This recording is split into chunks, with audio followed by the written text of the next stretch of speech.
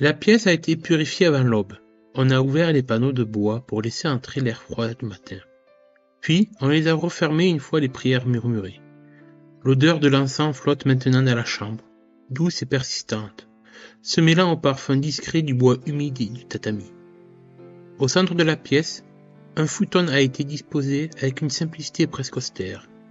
Le corps de Kichu Tsubasa y repose. Il a été lavé avec soin. L'eau pure a emporté la boue de la ravine, la terre étrangère, les traces de la chute. Les gestes ont été lents, respectueux, presque tendres, comme si chacun craignait de troubler le repos qui s'est enfin posé sur les traits. On l'a ensuite habillé d'un kimono blanc. Le tissu est immaculé, soigneusement lissé sur son corps. Les manches reposent de chaque côté, parfaitement alignées. Ses cheveux ont été peignés et attachés simplement, comme il s'y a un jeune samouraï qui n'a pas encore accompli son genpuku. Son visage est paisible, l'attention qui habitait souvent ses traits, ce mélange d'inquiétude et de détermination, s'est effacé. Ses paupières sont closes. Sa respiration ne trouble plus l'air. Il semble dormir. Devant lui, sur un petit autel bas, une coupelle de sel, un bol de riz et une tasse de thé ont été déposés, des offrandes modestes, mais sincères. De chaque côté du futon, 2 bâtons d'encens se consument lentement. La fumée monte en spirale fine, presque invisible, se dissipant dans l'air calme de la pièce. Assis près de la tête du défunt, un moine à la robe sombre récite des sutras. Sa voix est basse, régulière, comme le battement d'un cœur qui refuse de s'arrêter. Les syllabes anciennes se succèdent, rythmées, parfois murmurées, parfois plus fermes, appelant les fortunes et les ancêtres à guider l'âme du jeune Sugenja vers le chemin qui mène au Yomi. Par moments, il se tait. Le silence revient alors dans la pièce, profond, presque sacré. Puis, la récitation reprend. Les mots glissent dans l'air comme une prière qui cherche sa route. À l'extérieur, la pluie tombe toujours. Elle frappe doucement les tuiles de l'auberge, accompagne les sutras d'un murmure constant, comme si les kami eux-mêmes s'étaient joints à la veillée. Et au centre de la pièce, immobile sous son kimono blanc, Tsubasa repose enfin. Le tournoi peut attendre. Pour l'instant, seul compte le voyage d'une âme qui quitte le monde des vivants. La pluie cesse sans prévenir. Pendant toute la matinée, elle avait frappé les toits de tuiles comme une prière obstinée, accompagnée à la récitation des sutras et les pas feutrés des visiteurs, venus s'incliner devant le corps du jeune Sugenja. Puis, au moment où les moines referment doucement les panneaux de la salle funéraire, le bruit familier des gouttes s'éteint peu à peu, comme si quelqu'un, quelque part, avait décidé que les larmes du ciel avaient assez coulé. Le corps de Tsubasa est préparé pour son dernier voyage. Le futon est retiré, le kimono blanc est lissé une dernière fois. Les manches sont replacées avec soin, les plis ajustés avec la précision respectueuse que l'on réserve à ceux qui ont quitté le monde des vivants. 2 moines se penchent brièvement pour murmurer un dernier sutra, leur voix basse se mêlant au parfum de l'encens qui flotte encore dans la pièce. Puis le corps est soulevé. Pas brusquement, jamais. 4 hommes, vêtus de robes sobres, le portent sur une civière de bois clair. Les gestes sont lents, mesurés, comme une danse apprise depuis des siècles. Le poids n'est pas lourd, mais chacun agit comme s'il portait un trésor fragile. Les panneaux coulissants s'ouvrent. L'air extérieur est frais, lavé par l'averse. Les pierres du jardin brillent encore d'humidité. Les feuilles des érales tremblent sous les dernières gouttes suspendues. Akari et les autres suivent à distance. Personne ne parle.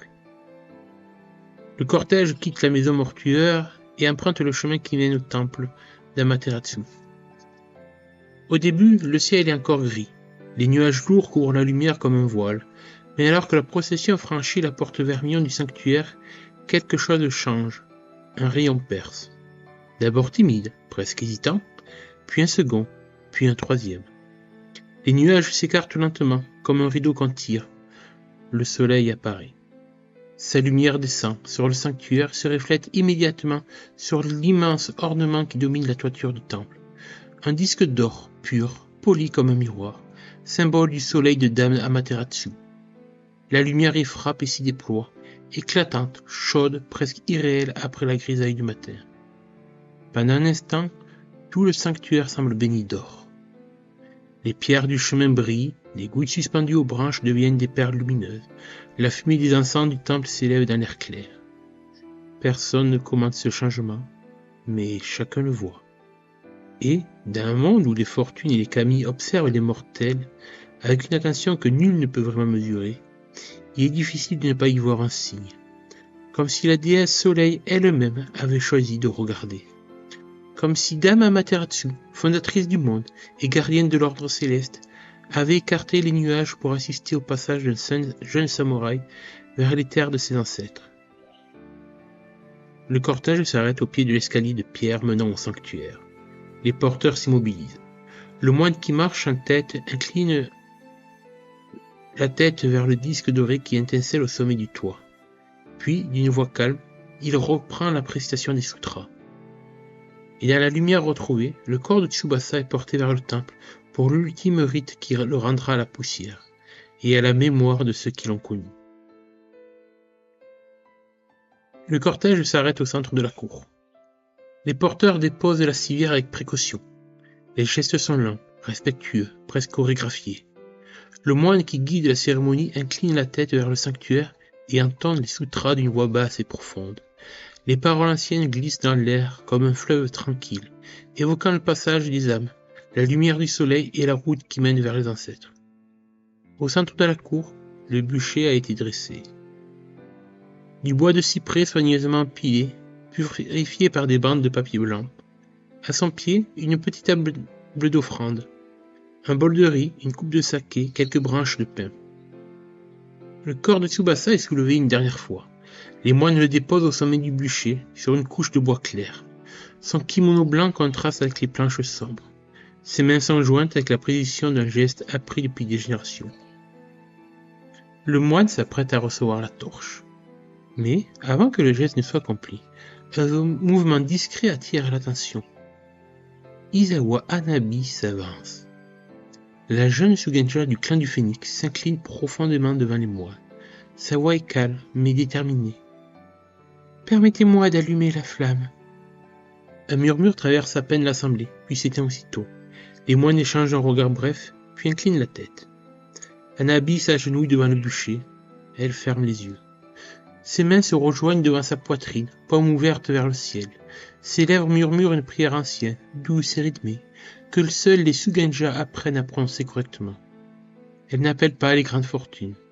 Elle appelle un ami plus discret, un petit kami du feu, son protecteur spirituel. L'air semble vibrer légèrement autour d'elle, le vent s'arrête, l'encens suspend sa fumée un instant. Puis, une étincelle apparaît. Pas une flamme brutale, pas un éclair, une simple braise flottante, rouge et dorée, qui naît dans l'air devant les mains de Hanabi, comme une luciole née de la chaleur du monde. La braise hésite un instant, danse, puis elle descend. Elle touche le bois du bûcher, la flamme naît. D'abord douce, presque timide, elle se glisse entre les planches comme une caresse. Puis elle grandit, nourrie par le bois sec, le feu s'élève lentement, enveloppant le bûcher d'une lumière chaude qui danse sur les pierres du sanctuaire. Hanabi reste immobile, les sutras reprennent derrière elle, les flammes montent. Elles entourent le corps de Tsubasa, transformant le blanc du kimono en une lueur dorée. Et soudain, la flamme se condense. Une boule de feu se forme au cœur du brasier, lumineuse, intense, comme si le petit kami du feu avait décidé d'offrir un dernier hommage. La sphère ardente s'élève, elle monte dans le ciel clair, traversant la cour du sanctuaire d'un souffle silencieux. Puis elle éclate, pas comme une explosion violente, mais comme un feu d'artifice sacré. Les étincelles s'étendent dans l'air et dessinent brièvement une forme lumineuse. Un lion. La crinière flamboyante, la gueule ouverte vers le ciel et le soleil. Le monde du clan de Tsubasa.